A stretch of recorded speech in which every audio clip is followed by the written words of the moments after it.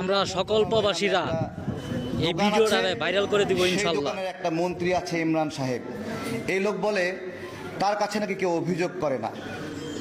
Saudi আরবে 1,47,000 টাকার জায়গায় 4-5 লক্ষ টাকা কেন নিচ্ছে এটা ওনাকে কেউ অভিযোগ করেনি।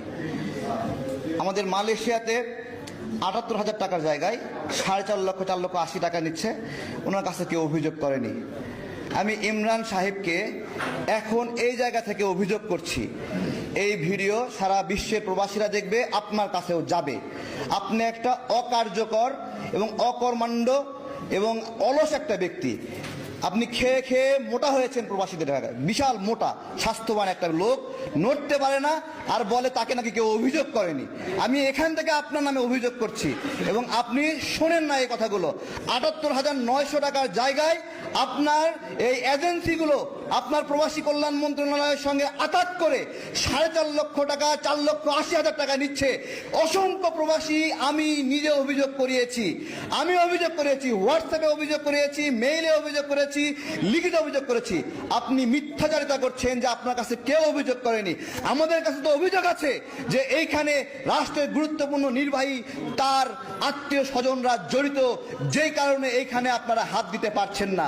যখন বিমান ভাড়া বৃদ্ধি হয়েছিল, এখনো সেই বিমান ভাড়া কমেনি, তখন একই অভিযোগ করেছিলেন যে আমরা তো এটা পারছি না বা আমাদের কাছে কেউ অভিযোগ করেনি। আরো কিভাবে অভিযোগ করলে প্রবাসীদের অভিযোগ হিসেবে পরিগণিত হবে আমি আপনাদের কাছে বলে রাখছি। প্রবাসে হিমঘরে একটা প্রবাসীর লাশ 8 মাস ধরে পড়ে থাকে। কত বড় নিষ্ঠুর এবং বর্বর এই সরকার! একটা প্রবাসীর লাশ 8 মাস ধরে হিমঘরে পড়ে থাকে। এরকম অসংখ্য প্রবাসীর লাশ হিমঘরে এখনো পড়ে আছে, কিন্তু ব্যবস্থা নেওয়ার কোনো নামগন্ধ নাই। ইরাকে প্রবাসীরা নিয়মিত অপহৃত হয়, আমরা অভিযোগ দেই, তারপরে এরা বলে তাদেরকে কেউ অভিযোগ দেয় না। এই বাংলাদেশে বসে বসে বিকাশে অপহরণের টাকা নেয়, কিন্তু তাদেরকে গ্রেপ্তার করা হয় না এই মাফিয়াদেরকে। আমি বলতে যাচ্ছি, ওই মাফিয়ারা কি আপনাদের ভাই বন্ধু হয়, যাদের কারণে অপহরণের পরে অভিযোগ দিলে প্রতিকার পাওয়া যায় না?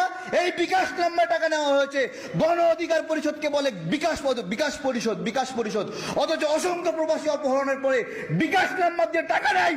এই হাসিনা সরকার এই বিকাশ ওয়ালাদের কোনোদিন ধরে নাই, আর আমাদেরকে বলে বিকাশ পরিষদ নাকি আমরা। আমাদেরকে বিকাশে টাকা দেয় প্রবাসী ভাইরা, আমরা স্বীকার করছি। প্রবাসীরা গণ অধিকার পরিষদ গঠনে সবচেয়ে অবদান রেখেছে। প্রবাসীদের দয়া, মায়া এবং ভালোবাসায় গণ অধিকার পরিষদ গঠিত। প্রবাসীদের আদরে আমরা গঠিত হয়েছি এবং আমাদের নিরাপত্তা আমরা প্রবাসীদের দেব, আবার প্রবাসীরা আমাদেরকে দেখবে। তোমাদের জ্বালাপোড়া হয়, তোমরা একবার বিকাশ নাম্বার দিয়ে দেখো তোমাদেরকে কেউ 2 পয়সা দেয় কিনা।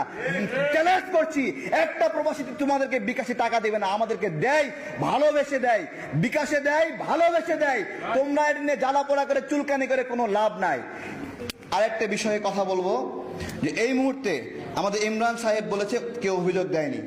আমাদের ইউরোপে প্রায় কয়েক লক্ষ প্রবাসীর পাসপোর্ট জটাটকে আছে, কয়েক লক্ষ প্রবাসী।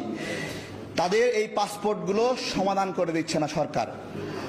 সমাধান হয় না, কিন্তু পিছনের দরজা দিয়ে গেলে নাকি আবার সমাধান হয়।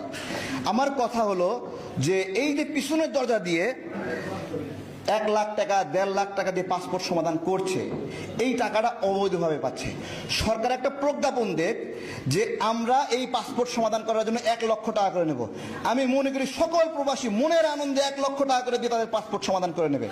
কিন্তু এই লুকাপথে চোরাপথে টাকা নিয়ে প্রবাসীরা তো প্রতারিত হচ্ছে, টাকা দিচ্ছে, পাসপোর্ট পাচ্ছে না। আরেকটি সমস্যা আমি এই প্রোগ্রামের মধ্যে তুলে ধরতে চাই। এই মুহূর্তে মালয়েশিয়াতে কয়েক হাজার বাংলাদেশি নাগরিক গ্রেপ্তার হয়ে আছে। তাদেরকে আইনি সহযোগিতা দেওয়ার জন্য কেউ নাই এই মুহূর্তে, এক্স্যাক্টলি এই মুহূর্তে আজকে যখন কথা বলছি। এবং এইখানে প্রবাসীরা মালয়েশিয়া যাচ্ছে বাংলাদেশ থেকে, ভুজুম ভাজুম বুঝায়ে বিশাল ইনকামের লোভ দেখায় এখান থেকে 4.5 লাখ টাকা করে মালয়েশিয়াতে নিচ্ছে। এই 4.5 লাখ টাকা আমার প্রবাসীরা কয় দিনে উপার্জন করবে আমি প্রশ্ন করছি। আমরা তো যে ইনফরমেশন পাচ্ছি তাদেরকে নিজে আটকে রাখা হয়েছে, ঘরের ভেতর রাখা হয়েছে। এবং প্রবাসীরা টিভিতে বক্তব্য দেয় তারা সরকারি খরচে 78,000 টাকা এসেছে।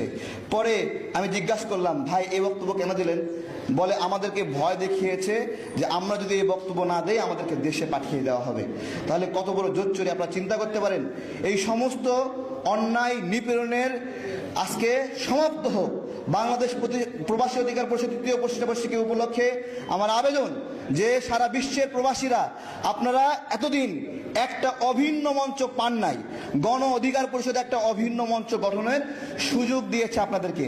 আপনারা সেই প্রবাসী অধিকার পরিষদে যুক্ত হয়ে প্রবাসীদের কল্যাণের জন্য, অধিকারের জন্য কথা বলবেন নাকি যুক্ত হবেন না, এটা আপনাদের প্রতি একটা প্রশ্ন যে এর চেয়ে বিকল্প উত্তম আর কোনো পরিষদ আছে কিনা প্রবাসীদের, যেই পরিষদ প্রবাসীদেরকে নিরাপত্তা দিতে পারে। নাই।